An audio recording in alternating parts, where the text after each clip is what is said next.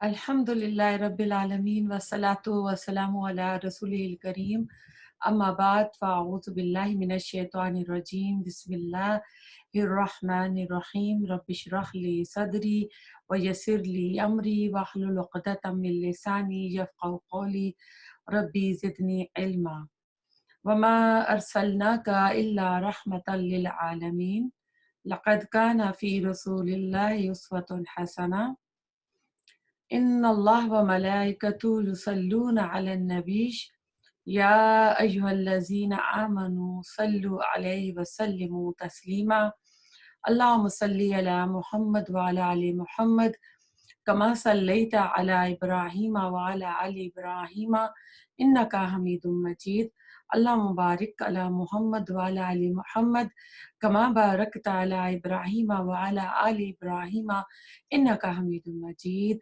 रसूलुल्लाह सल्लल्लाहु अलैहि वसल्लम की सीरत की क्लास नंबर 11 आज शुरू कर रहे हैं। ऐसा है कि जब रसूलुल्लाह सल्लल्लाहु अलैहि वसल्लम ने लोगों को तौहीद और इस्लाम की तरफ बुलाना शुरू किया, यानी जब आपने एलानिया तबलीग शुरू की, तो इसी ज़माने से आप पर और आपके कमज़ोर और जो छोटी छोटी जमायतें होती थीं इस्लाम लाने वालियाँ, उन पर मुसीबतों के जो थे एक तरह से पहाड़ नाज़िल होने शुरू हो गए। आप मजलिसों में, मेलों में, बाज़ारों में, मुख्तलिफ नशिस्तगाहें जैसे शाम के वक़्त बाहर आदमी लोग इकट्ठे होकर बातचीत करते हैं, क्योंकि वो ज़माना सोशल मीडिया नहीं था, टीवी नहीं होते थे घरों में, तो बाहर लेकर पंचायत लगती थी, साथ इकट्ठे होकर बात करते थे। तो आप उनके पास जाते, आप लोगों के घर जा जाकर तौहीद की खूबी समझाते और बुतों की पूजा करने से लोगों को मना फरमाते। आप उनको ज़िना से, कमारबाजी जो जुआ होता था उनके यहाँ, झूठ से, खयानत से, चोरी से, डाका से आप उनको रोकते।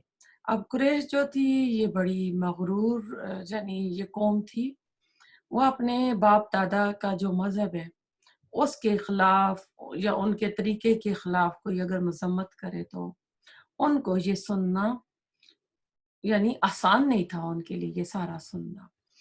तो इन लोगों में क्योंकि गुलाम और आका का भी सिस्टम था, एक इम्तियाज था, एक फर्क था, वो इस फर्क को भी बरकरार रखना चाहते थे कि हम सरदार हैं, हम वडेरे हैं, ये गुलाम हैं, ये हकीर यानी इंतहाई निचले दर्जे के लोग हैं। और चूंकि इस्लाम जो है वो अखुवत का और भाईचारे का दर्स देता था और गुलाम और आका को एक ही सफ में खड़े होने का कहता था, जिस तरह के अल्लामा इकबाल ने शेर लिखा है कि एक ही सफ में खड़े हो गए महमूद और अयाज, ना कोई बंदा रहा ना कोई बंदा नवाज। तो सुल्तान महमूद गजनवी वो तो एक सुल्तान थे और अयाज जो थे उनके गुलाम थे। तो मसावात का जो ज़िक्र था ये मक्का के जो कुरैश थे, सरदार थे, ये किसी तरह कबूल करने को तैयार नहीं थे। अब कुरैश और अहले मक्का की जो इज़्ज़त थी, जो ताज़ीम थी, जो तमाम यानी अरब मुल्क पर थी, वो उनकी बुतों की वजह से थी कि इन्होंने काबा जो था सेंटर था इबादत का, इन्होंने वहाँ सारे बुत नस्ब किए हुए थे। तो तमाम कबाइल जो थे अरब के वो मक्का आते और अपने बुतों की जो भी रस्म रिवाज होती थी पूरी करते थे। इस्लाम बुत परस्ती का दुश्मन था, जिसका यानी लाजमी नतीजा ये हुआ कि लोगों की इज्जत और अजमत में ज़वाल आता। उनके बुत जो झूठे बातिल माबूद बनाए हुए थे उनकी भी उसमें रुसवाई थी। तो बड़े बड़े सरदार और इज्जत वाले जो लोग थे ये किसी तरह उनको गवारा नहीं था, किसी तरह वो पसंद नहीं करते थे कि रसूलुल्लाह सल्लल्लाहु अलैहि वसल्लम को रसूल और नबी मानकर अपनी सरदारी के मकाम को यानी उससे दस्तबरदार हो जाए और वो आप सल्लल्लाहु अलैहि वसल्लम की इताअत का बोझ जो है ना अपनी गर्दन पर रखें। वो ऐसा कभी नहीं चाहते थे। कुरैश के अक्सर जो कबीले थे वो बनु हाशिम से दुश्मनी रखते थे, इसलिए वो ये भी नहीं पसंद करते थे कि एक हरीफ और दुश्मन कबीले का एक शख्स और बच्चा भी वो जिस को वो एक यतीम बच्चा जानते थे कि वो अपनी नबूवत का दावा करे और हम सब उसकी इताअत करें, तो ये तैयार नहीं थे। इस एलानिया तबलीग जो रसूल सल्लल्लाहु अलैहि वसल्लम ने शुरू की थी, इसका नतीजा ये हुआ कि तमाम जो कुरैश जो थे, वो आपस में रसूल सल्लल्लाहु अलैहि वसल्लम के खिलाफ मुत्तहिद हो गए और कुफ्र और इस्लाम की ये एलानिया कशमकश जो थी नबूवत के चौथे साल जो है, ये खूब ज़ोर और शोर के साथ अपने अरूज पर थी। फिर हम देखते हैं कि उस ज़माने में जो पहली दरसगाह रसूल सल्लल्लाहु अलैहि वसल्लम ने बनाई, एक सहाबी थे जिनका नाम था अरकम बिन अरकम। ये जो पहाड़ी सफ़ा है उसके दामन में उनका घर था। इसको दरसगाह के तौर पर इस्तेमाल किया। ये वही मकान था जिसमें हर नया इस्लाम कबूल करने वाला शख्स आता, इस्लाम की तालीम रसूल सल्लल्लाहु अलैहि वसल्लम से हासिल करता। इस मकान में हर वक़्त मुसलमानों का मजबा रहने लगा, यानी मुसलमान इकट्ठे होने लगे। रसूलुल्लाह सल्लल्लाहु अलैहि वसल्लम इसी दारुल अरकम में लोगों को इस्लाम सिखाते और यहीं मिलकर सब नमाज अता करते। 3 साल यानी 3 साल से शुरू हो गया था ना कि खुली तबलीग का, तो फिर नबूवत के छठे साल तक आप इसी दारुल अरकम में इस्लाम सिखाते रहे और यही क़यामगाह थी और एक इस्लामी मरकज़ था दारुल अरकम। तो इस 3 साल में जो भी लोग मुसलमान हुए, उन सब का मर्तबा जो है, वो अव्वलीनुल मुस्लिमीन के बराबर समझा जाता है। दारुल अरकम में मुसलमान होने वालों की फ़हरिस्त में हज़रत उमर फ़ारूक आखिरी शख्स थे, क्योंकि जब वो इस्लाम ले आते हैं, तो वो तो एक आपको पता है कि ज़ोरदार क़ुव्वत वाली शख्सियत है, वो तो बाहर तकबीरात कहते हुए सीधे हरम चले गए थे। जब उनका किस्सा पढ़ेंगे तो मज़ीद उस पे बात होगी। तो अब ऐसा है कि कुरैश जो है, वो मुसलमानों की ईमान लाने वालों की मुखालफतों पर उतर आए हैं। वो ईमान लाने और मुसलमान हो जाने वालों में अब ऐसा है कि कुछ लोग गुलाम थे, कुछ ऐसे थे जो अपने कबीले का ज़ोर और रिश्तेदारों की जमात ना रखने के सबब बहुत कमज़ोर थे। यानी कबीले वाले और रिश्तेदार उनको इतनी इज़्ज़त नहीं देते थे, उनको हल्का जानते थे और जब कबीले वाले, कम्युनिटी वाले ना करें, तो बाहर वाले लोग भी इज़्ज़त नहीं करते। तो ऐसे लोगों को इस्लाम से मुर्तद बनाने के लिए, यानी इस्लाम से दोबारा मुशरिक बनाने के लिए, उनको जिस्मानी तकलीफ़ें देनी उन्होंने शुरू कर दी। जो लोग किसी कबीले से ताल्लुक़ रखते थे, जिनका थोड़ा नाम था, जिनका थोड़ा रोब था, तो इनको आम लोगों की तरह ये तकलीफ़ें नहीं पहुँचा सकते थे। इन्हें अंदेशा था, डर था कि कहीं इनका कबीला हमारे मुकाबले पर इनकी हमायत में उठ खड़ा होगा। तो ये क्या करते, उनके रिश्तेदारों के पास जाते, उनको आमादा करते, उनके दिल में ये बातें डालते कि वो खुद अपने मुसलमान होने वाले रिश्तेदार को सज़ाएँ दें, तकलीफ़ दें और उन्हें मजबूर करें कि वो इस्लाम छोड़कर दोबारा अपने पुराने दीन पर आ जाएँ। वो मुसलमानों का मज़ाक उड़ाते, उनको बुरा कहने के लिए आम तौर पर उन्होंने जो तैयारी की गई थी, दूसरे जो इस्लाम में दाखिल होने वाले थे, यानी इनका मज़ाक उड़ाते, ठट्ठा करते, तो उससे उनका ये हरबा था कि जो नए मुसलमान हों, जिनके दिल में अभी ख़्याल आया है कि हम भी जाते हैं, ये अच्छा मज़हब है, हम भी मुसलमान हो लेते हैं, तो क्या है कि वो जुर्अत ही ना कर सकें, वो अपना जो उन्होंने माइंड बनाया है, उसको गिव अप कर दें।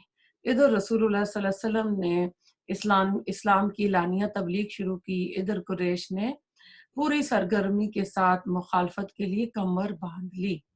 हज़रत बिलाल उमय्या बिन खल्फ के गुलाम थे। इनके इस्लाम लाने का जब उन्हें हाल मालूम हुआ, तो उमय्या बिन खल्फ ने इनको तरह-तरह की तकलीफ़ें देनी शुरू कर दी। गरम लेट पर लटा कर तपती हुई रेत इनकी छाती पर, गरम रेत में लटाकर बड़ा-सा पत्थर इनकी छाती पर रखता और कभी मशकें बाँधकर कोड़ों से इनको पीटा जाता, इनको भूखा रखा जाता। कभी इनके गले में जानवरों की तरह रस्सी डालकर वो रस्सी जो लड़के होते हैं औबाश किस्म के उन लड़कों के हवाले कर दिया जाता कि जाओ मक्का की गलियों में इनको फिराओ, फिर मक्का के बाहर जो है पहाड़ हैं इनमें इनको ले जाओ। वो उनको मक्का के गली कूचों में फिराते हुए पहाड़ों के पास बाहर ले जाते, इनको मारते पीटते और जैसे कोई जानवर को नहीं लेके जाता इस तरह इनके साथ सलूक करते। इन तमाम ईज़ा रसानियों को हज़रत बिलाल रज़ी अल्लाह ताला अन्हु बर्दाश्त करते और अहद अहद का नारा लगाते। हज़रत उमर, उनके वालिद यासर, उनकी वालिदा बीबी सुमैया जो इस्लाम की पहली शहीदा थी, अ, अबू जहल इनको नुकसान पहुँचाता और किस तरह बीबी सुमैया का बेदर्दी से नेज़ा मार के उन्होंने उनको शहीद किया था। हज़रत ज़ुबैर को अबू जहल ने इस कदर मारा कि मारते-मारते उनको अंधा कर दिया। गर्ज़ बहुत सारे गुलाम और लोंडियाँ थी जिनको ऐसी-ऐसी सख्त सज़ाएँ इतनी शदीद किस्म की दी गईं कि इनके तसव्वुर से इंसान के बदन पर रोंगटे खड़े हो जाते हैं। मगर इस्लाम ऐसी ज़बरदस्त ताकत का नाम है कि संग दिल कभी भी इनको मुर्तद बनाने में कामयाब ना हो सके। यानी इस्लाम से वापस अपने पुराने दीन में इनको ले जाने के लिए वो कामयाब नहीं हो सके। हज़रत उस्मान बिन अफ़ान कबीला बनु उमैया के एक अमीर आदमी थे। मुसलमान हो जाने के सबब इनके चचा ने इनको रस्सियों से बांधकर खूब मारा और तरह-तरह की जिस्मानी तकलीफ़ें पहुँचाई। हज़रत ज़ुबैर बिन अवाम को इनके चचा जो है चटाई में लपेट कर इनकी नाक में धुआँ दिया करते थे, धुआँ। अबू ज़र गफ़ारी का हाल पहले भी आपको बयान किया था कि जब इन्होंने बैतुल्लाह में आके कुरान की आयत सुनाई तो कुरैश मक्का ने इस कदर इनको मारा कि मार खाते-खाते ये बेहोश हो गए। तो फिर आपके चचा जो अब्बास बिन मुत्तलिब हैं, उन्होंने कुरैश को ये कहकर रोका कि इस शख्स का कबीला बनु गफ़ार उस शाहराह पर है जहाँ से तुम्हारे तजारती काफ़िले गुज़रते हैं, तो तुम्हारे तजारती काफ़िले नहीं गुज़र सकेंगे, तो वो तुम्हारा नाक में दम कर देंगे। तो इसलिए उन्होंने उनको छोड़ दिया था। हज़रत ख़ब्बाब बिन हज़रत अब्दुल्ला बिन मसूद को इसी तरह काबे के सैन में मारते, इतना मारते कि वो बेहोश हो जाते। हज़रत हब्बाब बिन अर्त को इनके जो मालिक थे तरह-तरह की तकलीफ़ें देते। कहते हैं एक दफ़ा उन्होंने इनको दहकते हुए कोल्हों पर लटा दिया ज़मीन पर बिछाकर और एक शख़्स इनके ऊपर चट लेट गया, इनकी छाती पर आके बैठ गया कि ये करवट ना बदल सके। तो कहते हैं इनकी कमर की जो तमाम खाल थी और गोश्त जलकर कबाब हो गया। बाज़ सहाबा को गाय या ऊँट के कच्चे चमड़े में लपेट कर बाँध देते थे। आपको पता है कि कच्चा चमड़ा और इसमें कितनी बदबू होती है। बाँस को लोहे की ज़िरा बनाकर जलती हुई आग और जलते हुए अंगारों पर डाल देते। अब ये तो कमज़ोर साबा और जो अच्छे कबीले वाले थे उनके रिश्तेदारों को कह के उनके ऊपर अज़ियतें उनको पहुँचा रहे थे। रसूलुल्लाह सल्लल्लाहु अलैहि वसल्लम के साथ भी गुस्ताखियाँ बराबर की उनकी जारी थी। एक मर्तबा आप खाना काबा में नमाज़ पढ़ रहे थे कि उक़बा बिन अबी मुईत जो है उन्होंने आपके गले में चादर डालकर इतनी ज़ोर से उसको खींचा कि आपका दम जो है घुटने लगा। हज़रत अबू बकर सिद्दीक़ को खबर हुई या आप उधर देख रहे थे तो दौड़ते हुए आए और आपने रसूलुल्लाह सल्लल्लाहु अलैहि वसल्लम को इनके शर से बचाया और कुरैश से मुखातिब होकर कहा कि इस शख्स का कसूर क्या है? यही है ना कि वो के उसको उनको कहते हैं अतक़्तुलून रजुलन अन यक़ूलु रब्बी अल्लाह कि तुम सिर्फ़ इस बात पे एक शख्स का कत्ल कर रहे हो जो कहता है कि अल्लाह मेरा रब है। अब उन्होंने रसूलुल्लाह सल्लल्लाहु अलैहि वसल्लम को तो छोड़ दिया मगर अबू बकर सिद्दीक़ रज़ी अल्लाह ताला अन्हु को लेकर उन्हें खूब मारा-पीटा।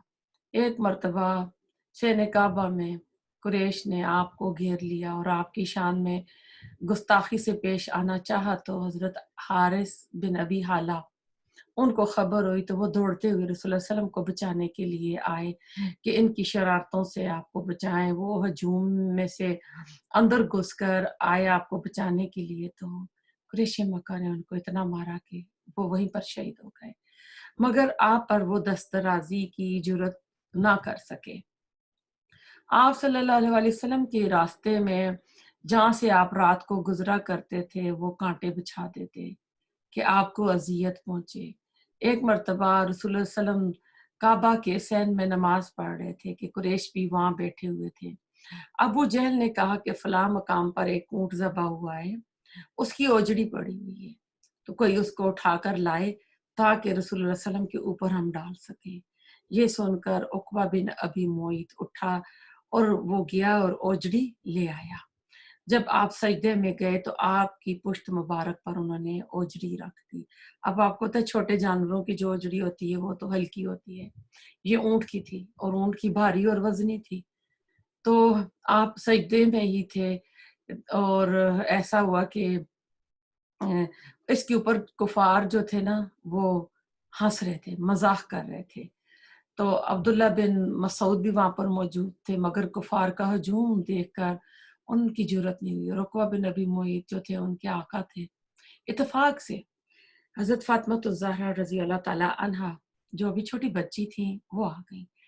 انہوں نے آگے بڑھ کر اپنے والد کی پشت پر سے اوجری کو ہٹایا، کفار کو برا بلا کہا، اور پھر اس کے علاوہ یہ کیا کرتے تھے، رسول اللہ صلی اللہ علیہ وسلم کے مکان پر پتھر پھینکتے، ہانڈی پک رہی ہوتی تو ایسا نشانہ بنا کر ہانڈی کے اوپر پھینکتے، اس کو توڑ دیتے۔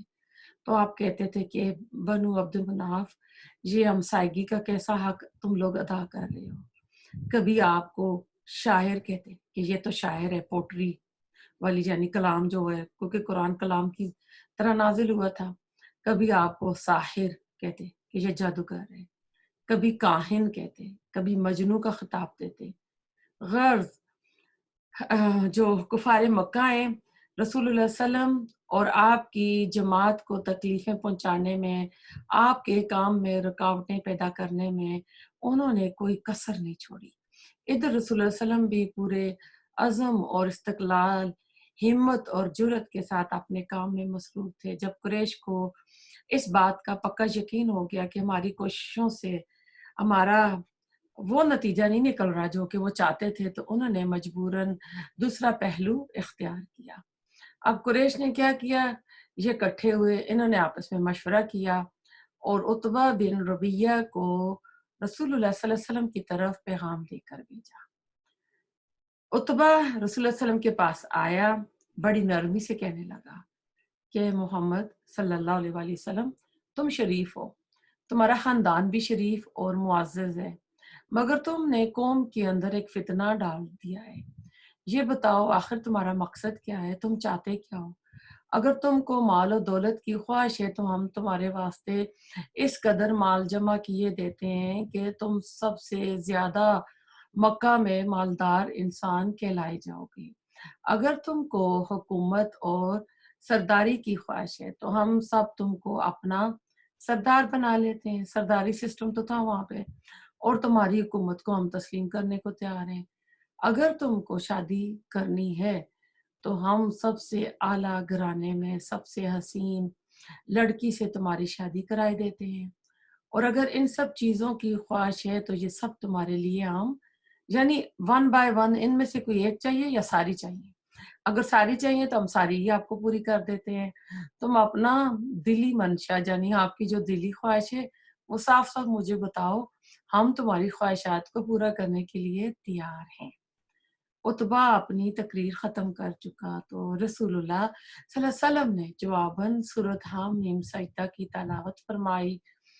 جس وقت آپ اس آیت پر پہنچے فَإِنْ أَعْرَضُوا فَقُلْ أَنذَرْتُكُمْ صَاعِقَةً مِثْلَ صَاعِقَةِ عَادٍ وَثَمُودَ، تو عتبہ کا رنگ فاق ہو گیا، کیونکہ عاد اور سمود کے اوپر جو عذاب آئے یہ سب جانتے تھے۔